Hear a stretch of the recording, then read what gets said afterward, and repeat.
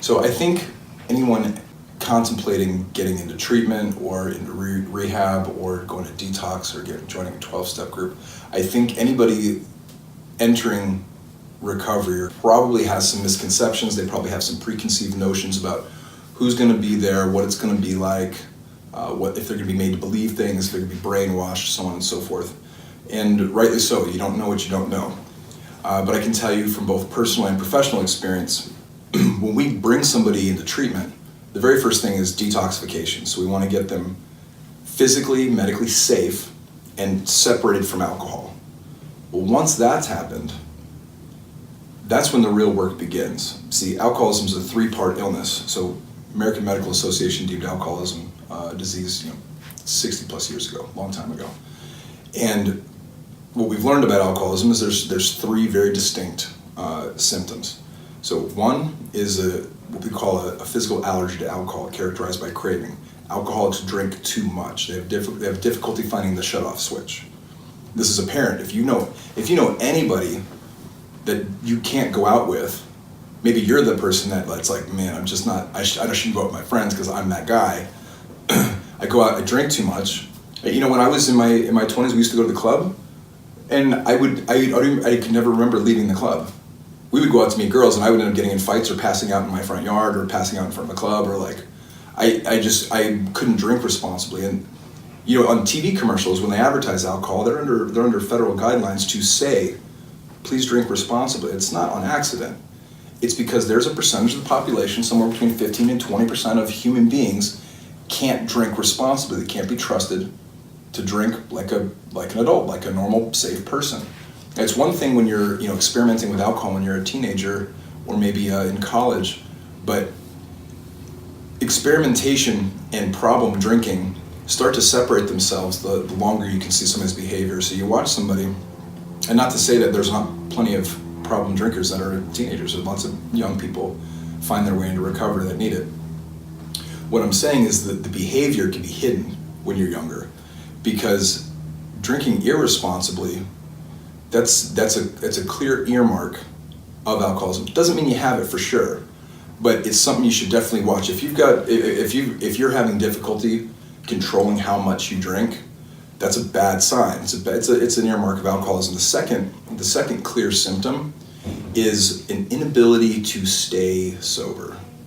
This is the tricky one, because if the problem were just with alcohol, I would quit drinking, or the patient or the client would quit drinking, and they'd be fine. In that case, we wouldn't have treatment centers, we wouldn't have 12-step recovery, we wouldn't have all the different types of modalities for treatment. We would just have detox centers, and people would just get sober. That's not what happens. What happens, people, they drink out of control for a number of months, years, fill in the blank, then they get sober. They finally pull the trigger and they get into a detox. They get some kind of program where they get separated from alcohol, and what happens? They drink again. When I was newly sober, my sponsor asked me, what's the craziest thing you've ever done? And I came up with some, war story. And I said, what's the craziest thing you've ever done? And he said, honestly, the craziest thing I've ever done is stone cold sober, several months. I willingly put alcohol in my body, knowing full well that the consequences were going to be bad. And I didn't just do it once, I did it over and over and over again. And that hit me, because I'm the same. And I've watched hundreds of people do the same thing, knowing full well that the consequences are going to be highly negative. In some cases fatal, in many cases very detrimental to family, work, finances, home life. I mean, you name it, it's typically bad. And yet they'll do it again. So that's where we really start the work. And when I talk about the work, I'm talking about standing on the shoulders of the giants of psychology in the last 80 years, 100 years. Carl Jung, Carl Rogers. Like we've got real clear guidelines and made huge headway especially in the last 40 years, on how to get inside the inner workings of the human mind and help them learn, or how to help them unlearn really unhealthy, dysfunctional habits that aren't just habits, they're pathological ways of living. And we unlearn a lot of that behavior. The third part of the illness is spiritual. And when I'm talking about spirituality, I'm not talking about religion or something like that. I'm talking about having a connection to myself, to the rest of the world, something that's intuitive, something where I have strength deep within inside that I can access, that I may not realize I have access to. The spiritual problem with alcoholics is that there's this division inside. Now, I believe that division's in all people to some degree or other.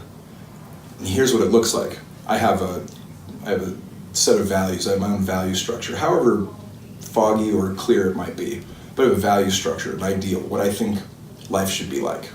And I have my life, which is not measuring up to that. Maybe I'm pushing towards it. Maybe I'm feeling defeated and I'm not pushing towards it, which leads to more suffering. But as long as there's a separation, there's some level of discomfort. So I think with the average person, that's metabolized into drive and into discipline and reaching for goal attainment and achievement and a healthy way to process that. With alcoholics, and drug addicts, they typically end up spending so much of their life numbing out, not being present, missing important stuff, missing important engagements, missing responsibilities, missing out on their lives. And months turn into years and years go on. And the longer that goes on, the greater the division between my value system and how I actually behave. And once I'm like this, I need to drink. I need to do drugs. And that's a very clear distinction. If you've ever known an alcoholic, or if you're an alcoholic, or if you're a drug addict, then when I say need to get loaded, then you know what I'm talking about. And if you don't know what I'm talking about, that's great news. But if you do know what I'm talking about, needing to get loaded it's a coping mechanism. It's a survival tactic. If you need to get loaded to manage being with your partner or your spouse, you need to get loaded to manage going to work or to hold things together at home. If you need to get loaded to make it through Tuesdays, I mean, you've got those three symptoms together. So that's the spiritual aspect. Then you've got the mental aspect, dysfunction in all types of relationships, including relationship with myself, right? And then you've got this physical part where I get too uncomfortable with myself, so I start drinking, and then once I start drinking, I can't control how much I drink, and it just spirals out of control. And you watch alcoholics and drug addicts do this song and dance over and over and over again. They drink too much, they get sober. After being sober for a little while, they start to get squirrely, and next thing you know, they go off the deep end, and they start the whole process over again.